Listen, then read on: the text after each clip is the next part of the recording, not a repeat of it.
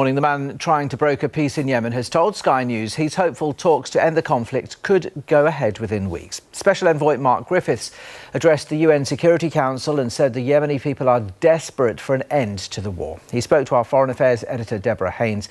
And a note that this report coming up now does contain images of the child victims of Yemen's war right from the start. Weak with hunger after a lifetime of war, Mohammed Ibrahim is seen at a hospital in Hodeidah during a lull in the fighting for this port city that the United Nations Special Envoy for Yemen says must hold ahead of planned peace talks in Sweden in the coming weeks. This is an opportunity which has long been awaited by the people of Yemen. It is an opportunity which this council has long asked of the parties. I think we're almost there. I don't know if we'll make it. I don't know what the odds are. We need to focus to make sure that nothing disrupts the path to that meeting. Martin Griffiths updated the United Nations Security Council about his efforts to end the war between rebel Houthis and a Saudi-led coalition. He also spoke to Sky News beforehand about his belief peace is possible, but warned of dire consequences otherwise. If famine takes hold in Yemen, if it does, and we must still hope it doesn't, then the enormity of the humanitarian task to try and keep people alive is mind-boggling. So we have to act now. We have to go as fast as we can in the other direction. Britain is playing a part, promising to bring a draft resolution to the UN on Monday to help ease the suffering. We do believe there is a window of opportunity to tackle this man-made crisis in Yemen. I just want to emphasise the man-made bit. What men have created, men can resolve. In rebel-held Hodeidah, they wait and hope that words about peace become a reality on the ground. Saudi-led airstrikes hit the port on Monday, threatening the most important lifeline for food and fuel to millions of people. The head of the United Nations Food Agency visited the area to raise the alarm. We need to protect this port at all costs, make certain that it can function at the highest capacity, because if we don't, people are going to die. Pro-government forces, backed by the coalition, have halted an all-out offensive on the city for now, but there are still bursts of violence. Babies like these should be the future of Yemen. Hope remains for this tiny girl. But 8-month-old Mohammed Hasham, pictured here in hospital last Sunday, has since died. A reminder of the individual tragedies each day without peace brings. Deborah Haynes, Sky News. The CIA says Saudi Crown Prince Mohammed bin Salman ordered the assassination of Jamal Khashoggi. This, according to a number of US media reports. US officials are said to have high confidence in the CIA's findings, which come nearly 7 weeks after the journalist and prominent critic of the Saudi regime was killed in the kingdom's consulate in Istanbul. The Saudi government always denied involvement in the murder.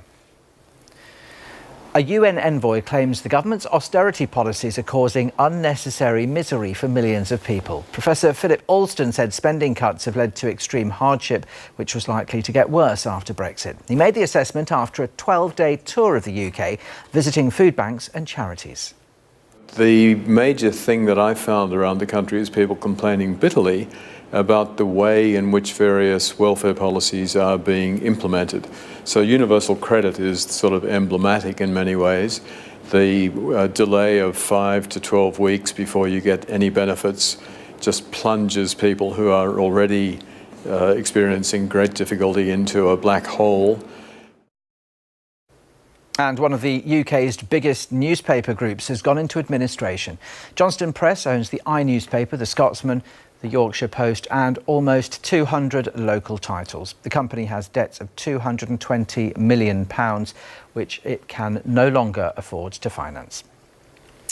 Time now to join Alex Crawford and Stuart Ramsey in Hotspots. Islamic State's brutal reign of terror in Raqqa may be at an end. Raqqa is now almost fully under the control of coalition forces. But as the liberation of the Syrian city is celebrated in the streets, the shadow of the group remains. Hi, I'm Stuart Ramsey in Raqqa, and this is Hotspots.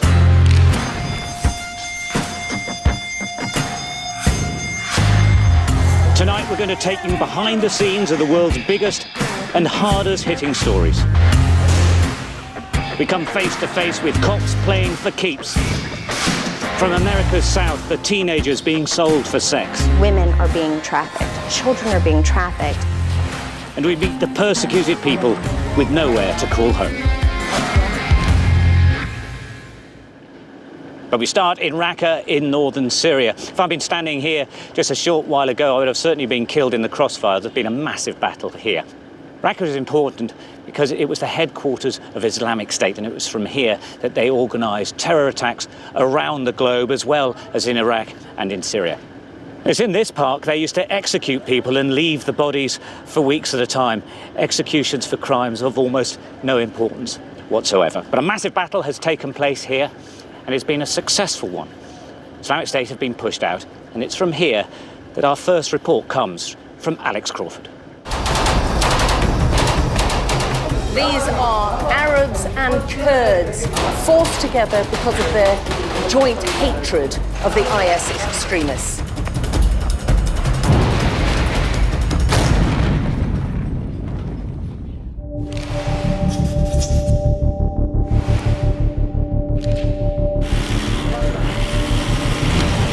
Raqqa was the place where the Islamic extremists sort of made their capital city. At the moment, they're trying to take a hospital, the big hospital in Raqqa, and they feel they're on the verge of it. We're going to see how they're getting on.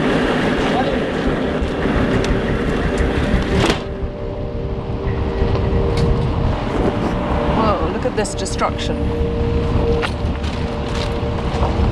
Everyone kept on saying they're very close to ending IS in Raqqa and therefore possibly Syria.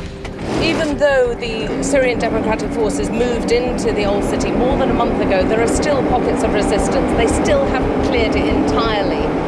And look at the cost. The destruction is huge. There isn't always a very clear front line. In fact, it invariably isn't clear at all. Raqqa had always been billed as the last stand of ISIS. It was going to be where they booby-trapped every step that you were going to take was potentially a booby trap. They are taking this area street by street, and every time they go out, they draw the fire. Go!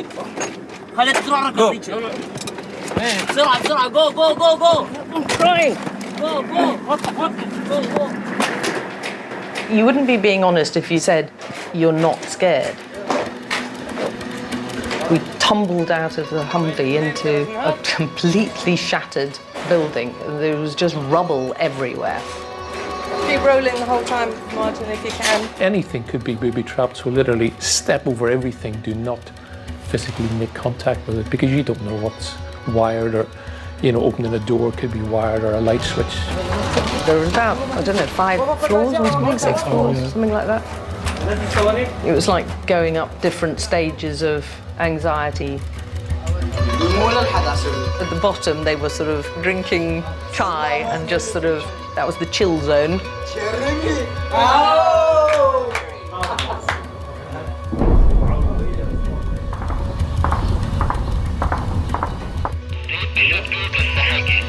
Few of the key men in charge had satellite imagery of the streets where they were, and they would pinpoint where they thought the extremists were, and then they would call in the airstrikes.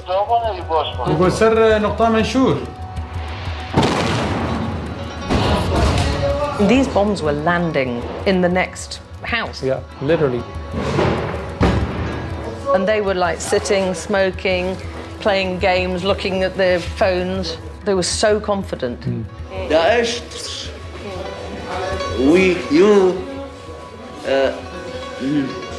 أين داعش? What Daesh? What? As you went up, it got more and more anxious. All around, there's scenes of a fairly major battle and plenty of airstrikes. Until you got to the top level, and people were hovering in the doorway. We go in there, Martin. had no shortage of people. They had no shortage of weapons. They definitely felt they were on the winning side.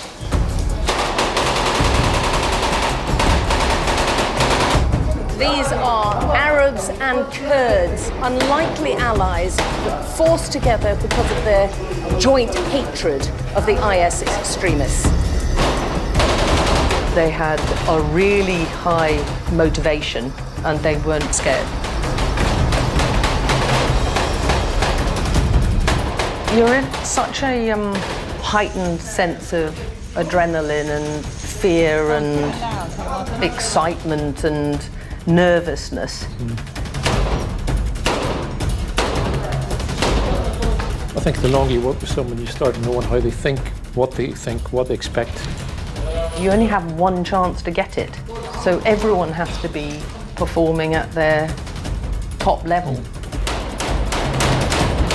By the time you heard a bullet flying by you, you're way too close. So you need to get somewhere else.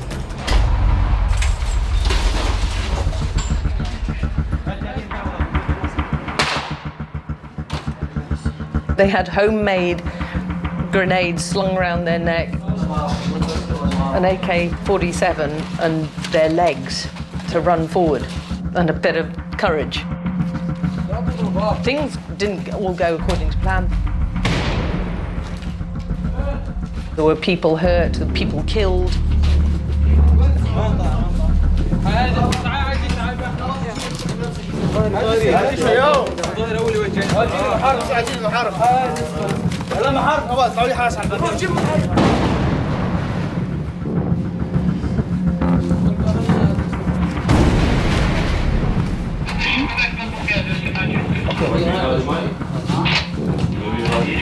They've taken quite a few injuries, and clearly the Islamic militants are fighting back, and they're determined to go out and find them and try and root out the last few here.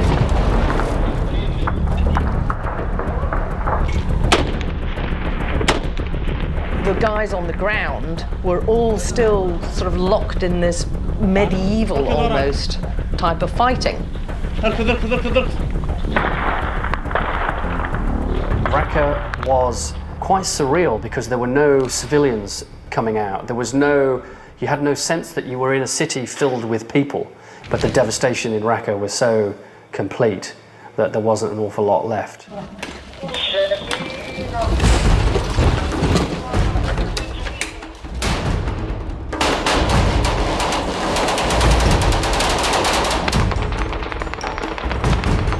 They're trying to take a main hospital in Raqqa.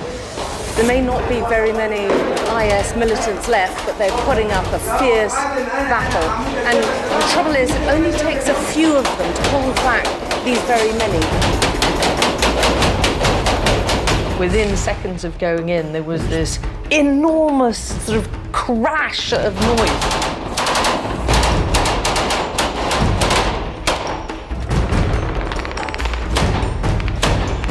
Everyone was desperate to get it over with. Yeah. And they were saying, this is all going to be over, possibly within the next few hours. It seemed to us there was no way it was going to happen that day. Very unlikely it would happen that night. And it went on for many more days after that.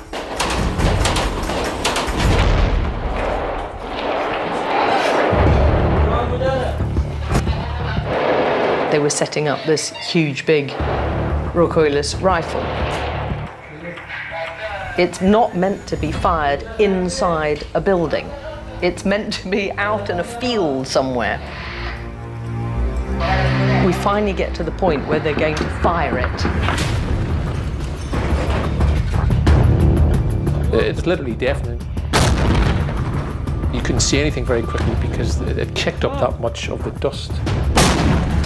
I thought the walls are going to fall down, the ceiling is going to come down. It just felt like everything was rattling.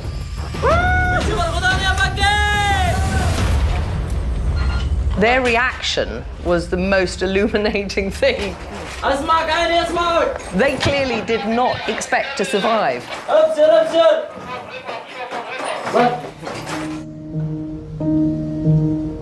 I think there's a massive legacy because, for a start, it's bred a whole generation of people who feel utterly let down by the West. They feel betrayed. There's a whole section of the world who watched them suffer and didn't do anything about it, who could have done it, could have intervened and could have saved a lot of people.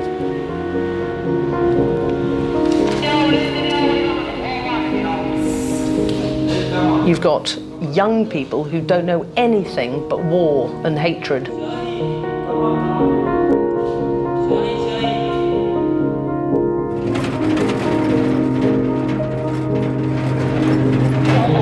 Everything's changed, I think, as a result of IS. I think the whole world has changed.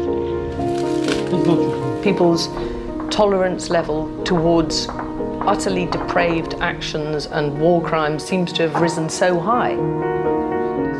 I think journalists in this day and age now, where our industry's under attack so much from world leaders even, who are questioning our motives and the authenticity of our reports and what we're doing and why we're doing it. I think the role of journalists is more important than it's ever been.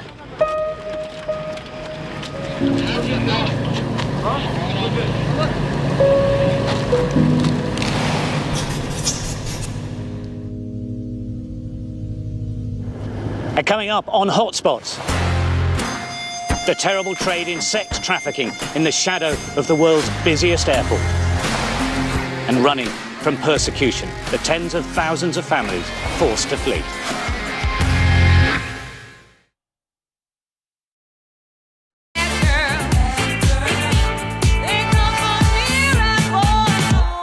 Discover Scandal by Night, the new intense eau de parfum by Jean-Paul Gaultier. What's your M&S Christmas favourite? The M&S Christmas pudding. Oh, I've never ever tried a Christmas pudding that nice. It looks amazing. Actually, I don't normally like Christmas pudding, but when you add Prosecco sauce, that does it, doesn't it? I didn't even know that. It's got Prosecco in it. I love it. It's zingy, fruity, light. So different from a normal Christmas pudding. It makes you happy. The Collection Prosecco and Orange Top Christmas pudding, made by one of the oldest pudding makers in the world. Serves 8 and only £12. Discover your Christmas favourite only at M&S. I utterly believe that this is the future of vacuuming. With this powerful digital motor, Dyson has reinvented the cord-free vacuum. A 7-cell lithium-ion battery delivers longer-lasting, fade-free cleaning. And, of course, a bigger bin.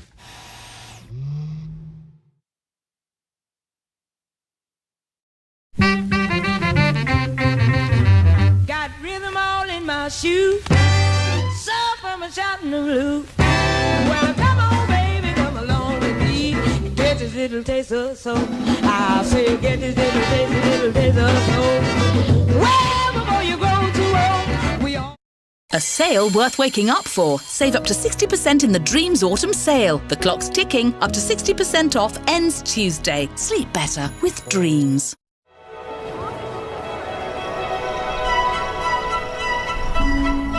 Elena!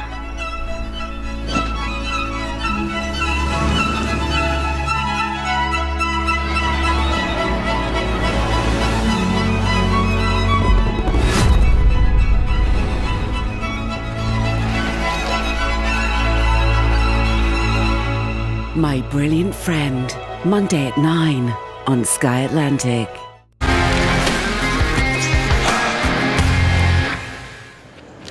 Welcome back to Hotspots. It's been called modern-day slavery, but it is in fact the United States' $300 million a year sex trafficking industry. As our team found out in Atlanta, it's an industry that often involves children. Heading into downtown Atlanta, 85 southbound Stockton. Atlanta's a fascinating city. It's a cultural and economic powerhouse, but it's got a nasty underbelly.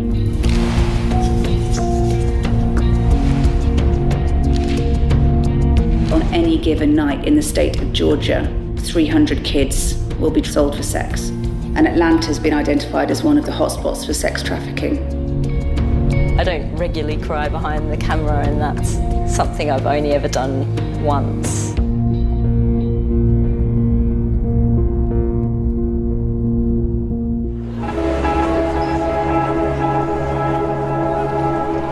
Atlanta's airport is the busiest airport in the world. that kind of becomes a bit of a guise for sex traffickers to operate in.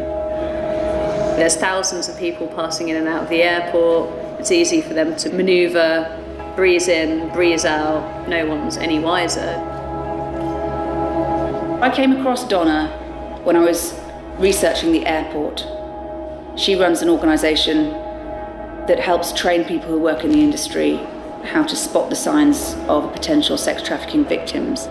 She had such a profound effect on me. She's a really strong, elegant woman. Strong, and then you frame up and get the lights up and get all the technical things out of the way and then start rolling, and then she just to walk into a room and spoke about her story and where she had come from. I was traded for guns, I was traded for weapons, I was traded for drugs, I was traded when it just to discipline me, sometimes to punish me. I was beaten and left for dead 3 times. I have never been so moved, actually, in an interview. It all just played out on her face, the awful trauma of what she'd endured.